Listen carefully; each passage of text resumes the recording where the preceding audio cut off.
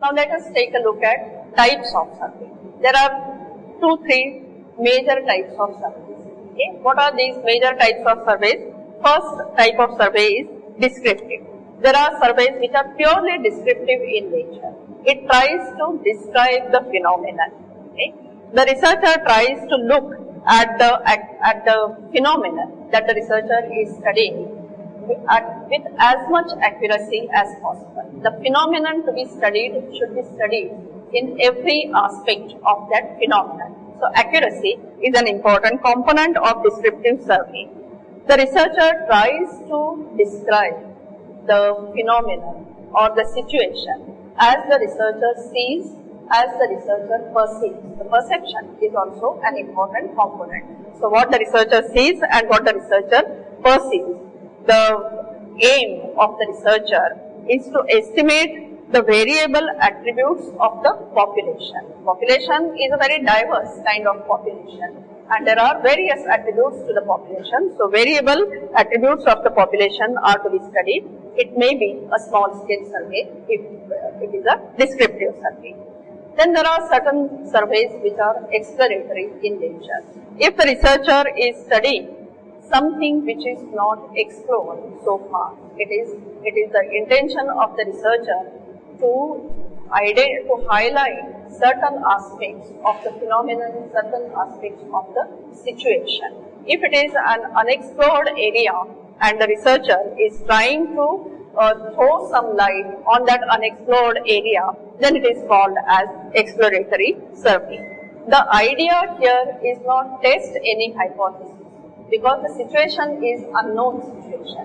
What the researcher is trying here, the researcher is trying to gather the information in such a way, the researcher is trying to explore the situation in such a way that it will enable the researcher to explore hypothesis. It enables the researcher to build a hypothesis, to seek a hypothesis. The objective here is not testing the hypothesis. Okay? It is for building up a hypothesis. Then there are analytical studies. Okay? So, analytical studies attempt to analyze the given situation. It goes a step further from descriptive survey.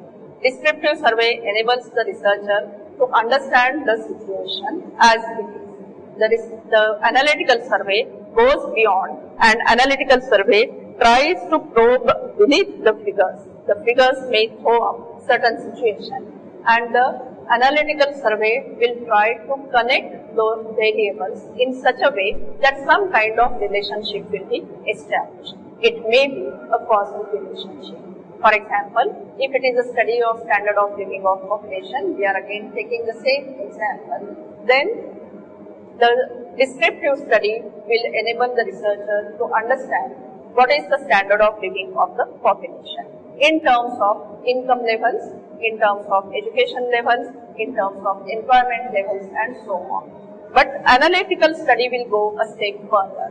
What is going a step further? Analytical study will enable the researcher to arrive at a conclusion that poverty levels are high, okay, or standard of living of the population is low because the employment situation is very poor.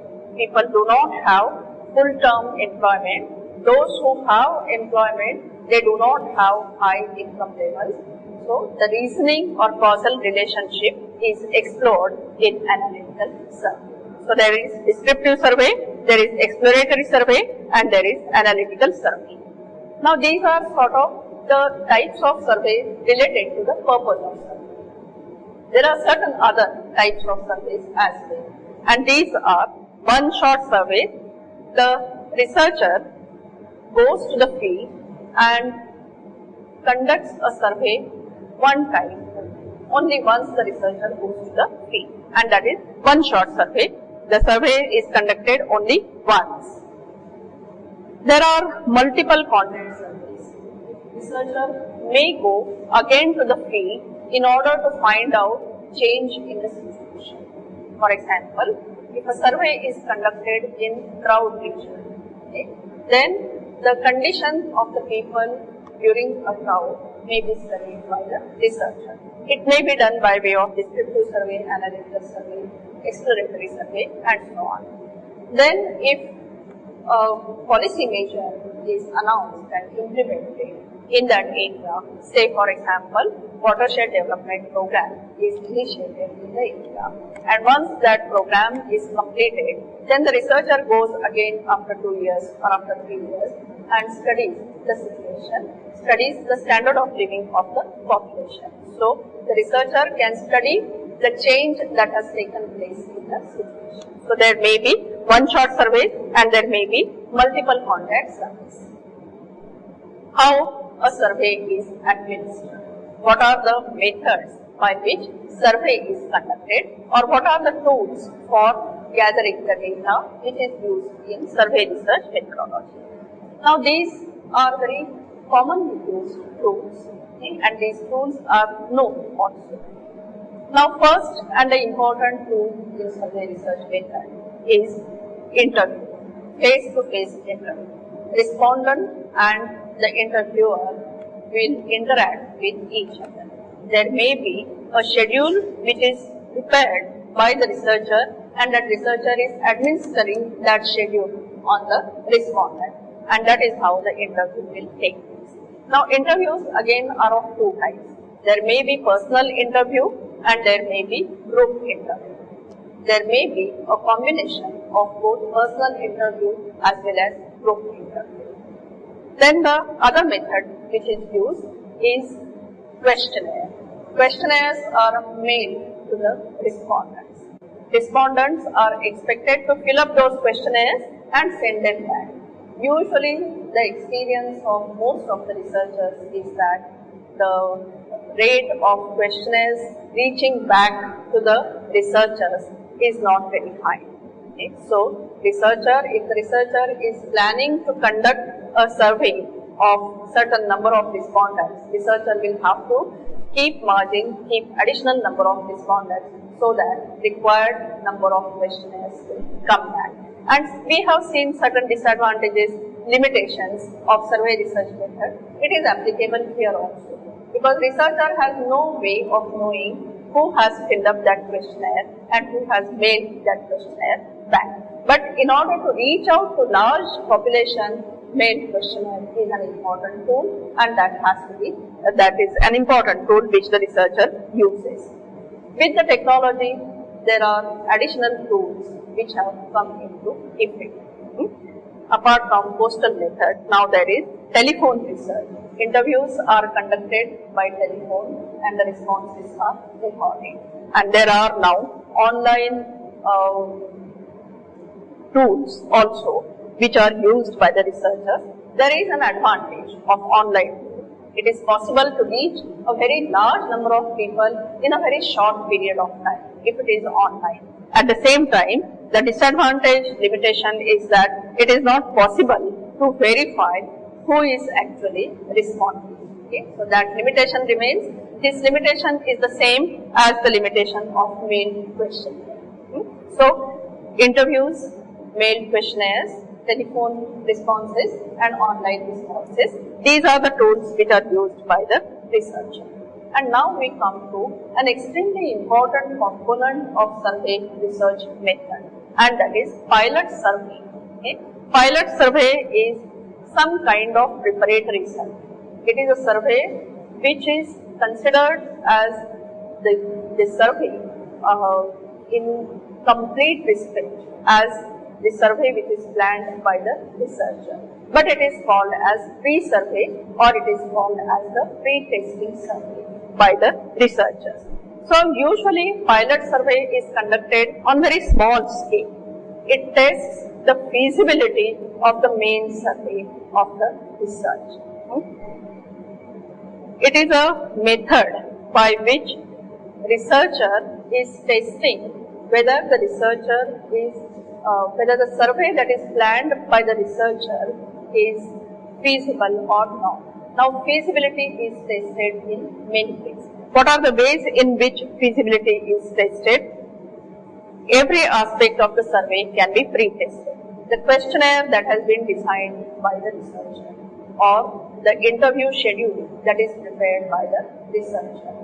Researcher prepares questionnaire, prepares interview schedule and goes to the field. It is possible that some of the questions that are included in the questionnaire are not understood properly by the respondents, or it is possible very different additional kinds of information is coming in when the researcher is asking the questions. So in both cases, in first case, researcher will have to modify the questions and reformulate the questions so that the respondents will understand the questions and the respondents will answer accordingly. In another case, where additional information is coming in, which is not included in the questionnaire, which is not included in the interview schedule, but it is extremely important for the researcher. So researcher will have to include those questions, formulate the questions and include those questions in the main questionnaire that the researcher is planning to use. So it tests adequacy of the data, it tests adequacy of the sample form, variability of the population is also tested with the help of pilot survey. Pilot survey is a complete survey in itself, but it is a pre-survey. And whenever pilot survey is completed, usually it is found that most of the researchers modify their questionnaire, modify their interview schedules, and then only they go to the main field to start their main research. So George Lundberg has commented on pilot survey, the inexperienced researcher is likely to be impatient with his preliminary work because researcher is eager to start work. Researcher doesn't want to waste time on just pre-testing. Researcher feels there may be overconfidence that whatever has been planned is proper, but it may not be proper. And it may seem hair-splitting over the meaning of words and other details, but it is extremely necessary to have patience, and that patience will enable the researcher to move further. So what are the main activities in any kind of survey research? Whenever a research problem is formulated, beginning is with the identification of area, broad area of research. From broad area of research, researcher defines a research problem. When the research problem is defined, then the research process begins.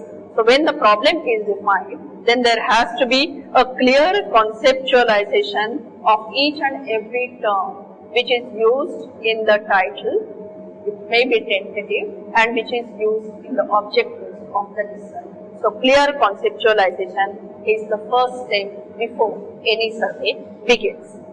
Then once the concepts are identified, they need to be translated into indicators, measurable indicators. Those indicators need to be defined very properly. Then the researcher has to decide the purpose of the research and type of the research. Both are linked to each other. If it is an opinion poll, if it is a marketing survey, then the type of research will be different. Then it may be a descriptive research. Okay? If the survey is to be conducted for initiating certain policy measures, then it may be analytical survey, okay? Or it may be exploratory survey. So the researcher will have to decide purpose, and accordingly the type of the survey also will be decided. After that, the next step is to decide on data collection method, whether to use questionnaire, whether to use interviews, whether to use online method, or whether to use telephonic method, etc. The tool of data collection needs to be finalized. Then researcher has to decide the sample. Population needs to be defined and the sample also needs to be defined. Sample needs to be defined in such a way that that sample must be representative in nature, because the researcher will be making conclusions, drawing inferences based on the sample data which is coming in. So sample frame is extremely important for the researcher. Every researcher must decide on pilot testing. Without pilot testing, it is extremely difficult for the researcher to be confident as to whether the survey which is planned is feasible, survey which is planned is proper or not. And once the pilot testing is done, it is extremely important to modify, to redraft the questionnaire. In some cases, the variables which are used by the researchers will also have to be clarified further. And once that modification is done, drafting is done, then the researcher is ready to implement the actual survey method. The implementation part begins after the pilot survey is completed.